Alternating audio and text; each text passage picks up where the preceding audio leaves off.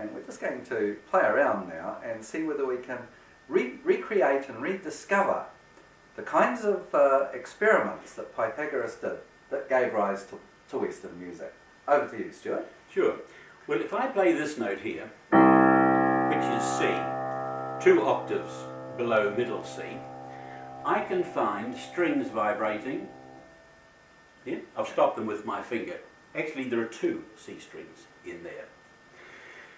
Let's think of one vibrating and imagine what Pythagoras discovered. As the string vibrated from side to side over its length, which is about a metre.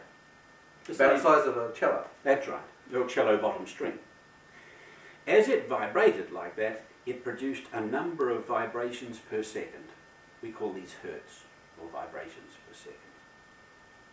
He then noticed that it not only vibrated across its total length, but immediately it started doing that, it vibrated in halves. Exact halves? Exact halves. And that gave rise to a new musical note. Well, it's a different note, but it's not different enough to have another name. If that's C, the note that came out of that experiment was the C above. Still has the same name. They're not different notes, are they? They are somehow very intimately connected. They are, and the connection is this simple ratio of 2 to 1. There must have been other ratios that he observed. There were. Okay, so there's the first, 2 to 1. He then, when he noticed the string, as it was vibrating in halves, also vibrated in thirds along those halves. And the note that came out, that he had heard from the hammers and the anvil, that note is what I would call a G. That's right. Yeah. Now, and that's a fifth above the C's. What, 1, 2, 3, 4, 5. 5 notes, so it's called a fifth. It's vibrating in thirds, but it actually gives rise to 5 steps. That's right. That's right. That's rather interesting. What happens if what would be the next note in that sequence? Right, go back to the beginning there. 2 to 1 gives the octave. 3 to 2 gives the fifth. 4 to 2. Oh, that'll give rise to an octave because that's a halving. That's right. And then 5 to 4 gives the third. A third being 3 steps apart. Da da da, 1, 2, 3.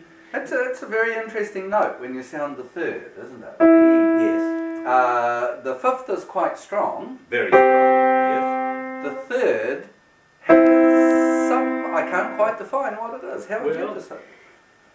The fifth is determined and fixed by acoustics. Right. But you can have many kinds of thirds in there. You can have, and they didn't know this. We know this now. There was a minor third. There's a major third. The Arabs actually had, in the Middle Ages, a neutral third. And where would that sound? In the cracks. That's very much like jazz performance. Where you do that kind of thing in jazz. Well, Greek singing back in the time of Pythagoras must have been very rich then, because they had all these intervals that we seem to have on the piano. Well, they had them as intervals, not as chords, and that's the big difference. Do you mean by that they were somehow running a melody as if it were a horizontal, but they never actually sounded notes together? Well, only accidentally. And later on, when they recognized them accidentally, they called them discords, and they had to be resolved. They weren't proper. So, Greek singing would have been in octaves? Yes. Like so. And it took some hundreds of years for the influence of that on the early church, for that to be called magadizing, where they recognized that that was the same tune, but sung an octave away. And that name was only recognized in Latin church music, as distinct from Jewish music or Byzantine music. I seem to recall that at certain stages in church history, some music was banned or some intervals were banned from church music? Well, that's another matter. We have been talking about the influence of Pythagoras' scale on singing melodies.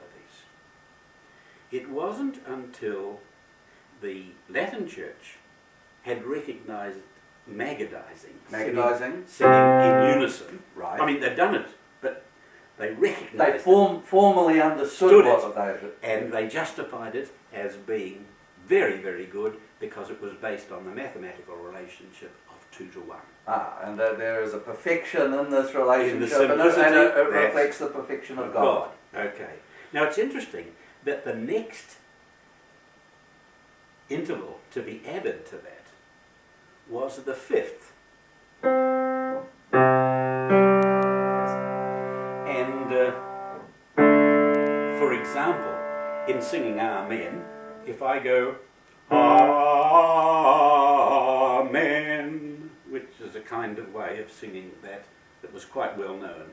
It was a nice way of bringing things to a close, wasn't it? Right, yes. But you could get this. And I'll have to play the other part. Yes. Amen.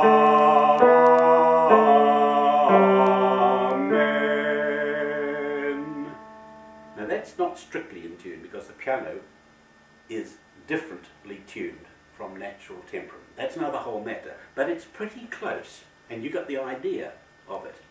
Now, the 5th interval came from the 3rd division of the string. Right. And I imagine that was acceptable at first because 3 was the number of the Trinity. Oh, okay. You have to understand these things. The symbolism is always there. Always there. Right. Now you said there were some, and you rightly said, there were some intervals that were considered inappropriate. And you've guessed it, it's the next in the series. It goes from, is the 3rd. And this is the chord that, this is the interval that was banned by the church. That's right. That's right. So all the music that we sing in church today is based on triads like that, or the minor. That's right. Yeah. But for a long time, this was simply not allowed to be sung. That's right.